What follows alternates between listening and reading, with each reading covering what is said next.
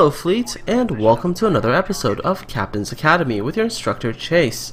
In today's episode, I'll be talking about armor angling and its role in increasing your survivability. When engaging in an all-big gun battle, especially ones that involve battleships, your knowledge of how to position yourself and present the best possible angle is going to determine if you win or lose a battle. Now, before I get into the actual details, I just wanted to show you a very short North Carolina duel that I was engaged in a few days ago. Now, by being in a better position and presenting the better armor angle allowed me and a cruiser to engage this North Carolina without me taking much damage at all. So, enjoy.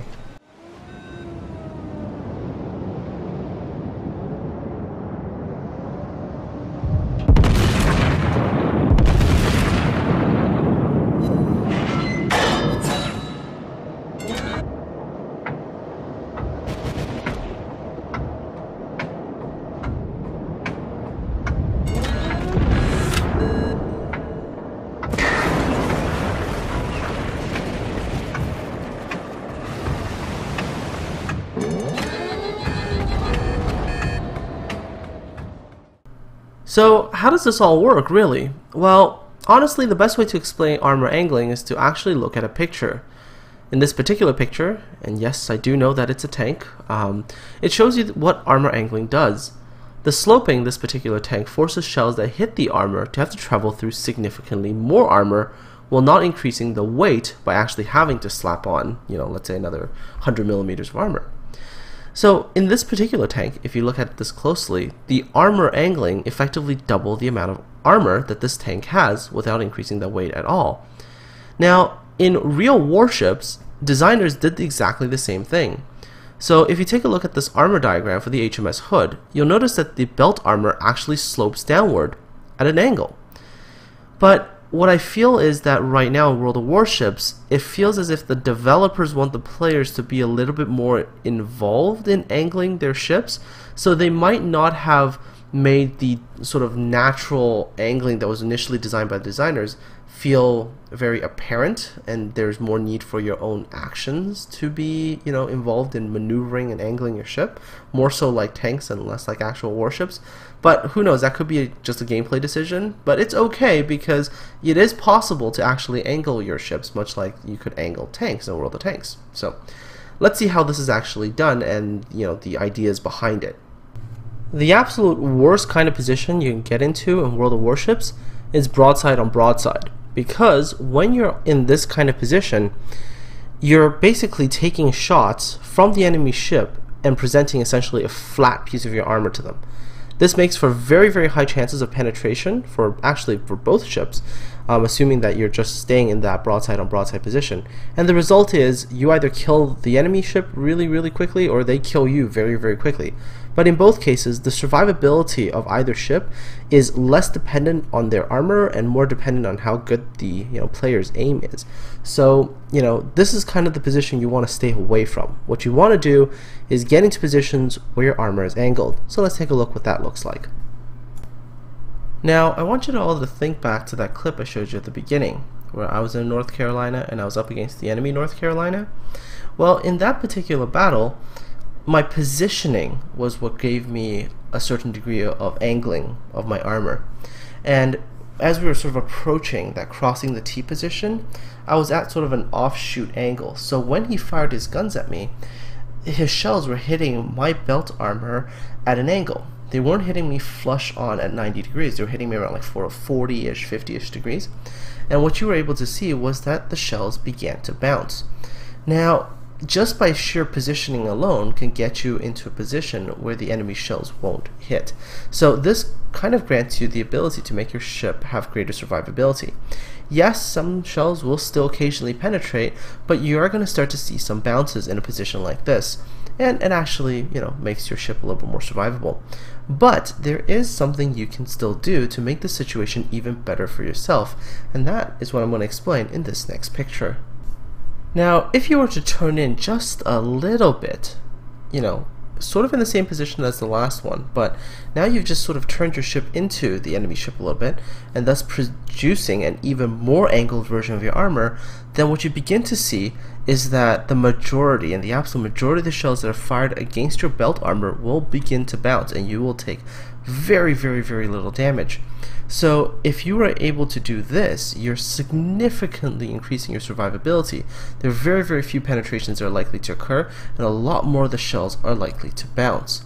So this is the trick in World of Warships, is that as you're driving your ship around, especially if you're in a battleship and you're fighting other battleships, you have to be constantly aware of where their position is to you, and where your position is to them, and what the angle of your ship's armor is to the direction that their guns are pointed at. If you can get it right, your ship can survive for an unbelievably long period of time. So what we're going to do now is we're going to take sort of this idea of angling your armor, we're going to take it into an actual battle, and I'm going to show you sort of how to apply this idea. So here we go. Alright, so here I was in a battle. I was in my North Carolina, and we'd finally pushed over to the enemy base, and I turned the corner, and oh boy, first things first, full HP Iowa. Right behind him, in a Magi with still a decent amount of HP. So as soon as I saw this, you see what I do is I immediately turn my ship and I start to head north. And the reason I head north is because when I'm heading north and the Iowa's forced to chase me from behind, the angle that his guns can hit me is at a very, very sort of an acute angle. And so as long as I can keep sort of running north and have the Iowa just follow me, there's no real way that his shells can really penetrate anything really important on my ship. And as you can see, the damage is still pretty minor.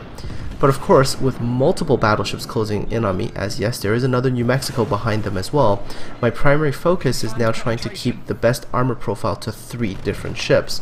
So I'm still using my speed to try to pull north, because at the same time that I'm keeping the Iowa in a position that it can't fire at me, this Amagi, when it fires, is also hitting me at a rather acute angle. So from both of these ships, I'm not going to be taking too much damage.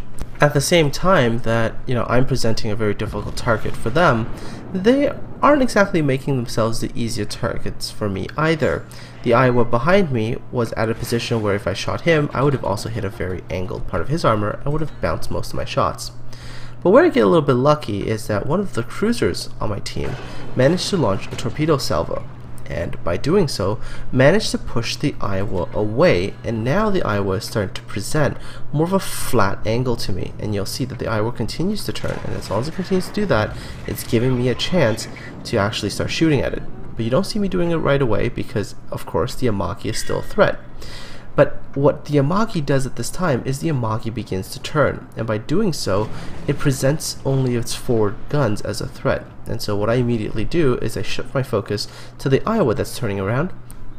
What I want you to focus on right now is the green line there represents the course of travel by the Iowa. The red line represents the angle of my guns, and as you can see where the point intersects, it's pretty much a flat angle. So when I actually finally get around to pulling the trigger on this Iowa, you'll see that it basically hits flat against the armor and it penetrates easily, and the Iowa takes absolutely massive damage, about 30,000, and that quickly changes this battle because all of a sudden this big threat that was this Iowa has been pretty much nullified. Of course, this Iowa is actually going to get burned down by the cruiser, so I didn't have to risk myself, to engage it. I just had to keep my focus on now the Amagi because I knew that the Iowa was going to burn to death before, it could get its guns reloaded to fire another salvo. So my attention shifts to the Amagi, and once again the same strategies apply as in the earlier engagements, which is now I'm going to present as good of an angle as possible to these enemy battleships while occasionally turning in to fire shells at them. But otherwise, when they're firing at me, I want to maintain optimum angle so the maximum number of bounces can happen. Once again, the situation is not ideal. There is an Amagi that's at a different angle than the New Mexico. Once again, I'm using the fact that I'm ahead to present a very, very acute angle to both of these battleships, and thereby minimizing the damage that I will take from them.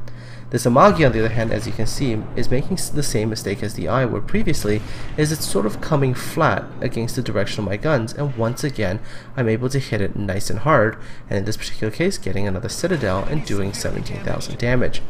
Yep, the Amagi did manage to get a penetration, but it wasn't a Citadel hit. He just managed to damage my engine, and I repaired, and I was on my way again. And as long as I was able to maintain this position, both enemy battleships couldn't really hurt me and gave me plenty of opportunities to punish them.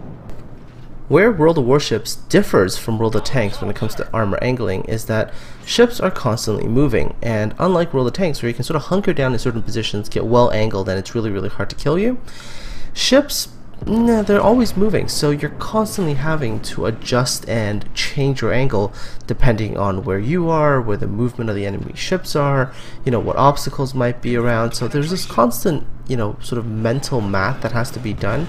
Hey, I kind of showed you a protractor earlier. It kind of hints that there's a lot more math and thinking involved in warships there. Anyways, so there are also other issues in World of Warships that are different from World of Tanks. In World of Warships, your guns do not turn 360 degrees. They only turn, in most cases, like, probably in the range of maybe 270-ish degrees. Like, you don't get full coverage. So what that means is that you can't get your guns fully turned to the rear, all of them. So in order to get your guns into action, you do have to turn your ship. And so in a number of occasions in this particular battle, I did occasionally have to turn my ship, get all my guns to bear to get maximum firepower, but thereby risking sort of my armor profile. And you saw on a few occasions I did take more damage from the enemy ships because I wasn't angled in the most optimum kind of way. The final piece of advice that I can give you with regards to angling and also how to shoot a target and knowing when they're in a position that you can really shoot them and do maximum amounts of damage is by using your minimap. Your minimap provides you one very important piece of information. That is the angle of your guns in relation to the enemy ship. See, when you go into sniper view, the cone on your minimap turns into a very narrow cone. If you draw a straight line down the middle of that cone, as well as another straight line for the direction where the enemy ship is traveling, and you intersect those lines, you're able to see whether or not you're shooting the enemy ship at a very sharp angle or whether you're getting them at a very flat angle. And by knowing this piece of information, you're able to hit when the enemy ship is most vulnerable, and at the same time you're able to also know in a way how to position your own ship so your armor gives you the maximum amount of protection, because in theory sort of where you're aiming at them is also kind of where they're aiming at you. So it allows you to kind of have that information, which can keep you alive just that little bit longer when you're involved in a pretty intense battle. So what I want you to keep an eye on from now until pretty much the end of this battle is I want you to look at where the New Mexico is position-wise in relation to where my guns are aiming. And you'll see that I pretty much only pull the trigger when I know that the shots that I'm going to send aren't really going to bounce off his armor. At the same time that I'm worried about where I'm aiming and how I'm going to hit him, I'm constantly trying to move my ship into an area where my positioning and my angling prevents the enemy battleship from hurting me. So here in this particular case, you see how the enemy battleship has now presented a nice flat side shot to me, and I take it while I'm presenting a very angled, sort of armor profile to him. He bounces the majority of his shot while I take off 10,000 damage from his HP pool. So that's something when you're playing a battleship you have to keep in mind, is that the position plus the angle plus how your own guns are will determine if you're successful at doing damage and keeping yourself alive. So of course, while this battle rages on and kind of wraps up, let me address one other thing that I think some of you might be wondering is, well, if this works for battleships, what about cruisers? I mean, cruisers naturally have much thinner armor. Does the same strategy work for cruisers? And I have to tell you that the answer is yes. I've taken cruisers into a battle against battleships, engage them sort of head-on and use both my maneuverability to dodge shells as well as angling my armor to actually deflect shells, and I was actually able to survive for quite a while. So even cruiser armor, if angled correctly, can still deflect battleship shells. Well, that's all, folks. Hopefully you've picked up a little bit about how armor angling works in World of Warships, and I hope that will allow you to fight a little bit better in your battles and do better, and hopefully you'll survive a bit more too. Now, there's just one other thing I wanted to talk about. I did say during the last video that I was going to get around to answering some comments, but YouTube broke the comment section completely. So right now through my dashboard, I cannot see any of the recent comments, and everything's sort of all over the place. I have emailed YouTube. They said they're getting back to me. So when they do and they hopefully get the whole thing fixed, I will be replying to the majority of the comments that I've received in the last few days. Okay, aside from all that, if you like what I'm doing, don't forget to like and subscribe, as I'll definitely be making more videos. And I hope you have a fantastic day, and I'm looking forward to seeing you on the high seas.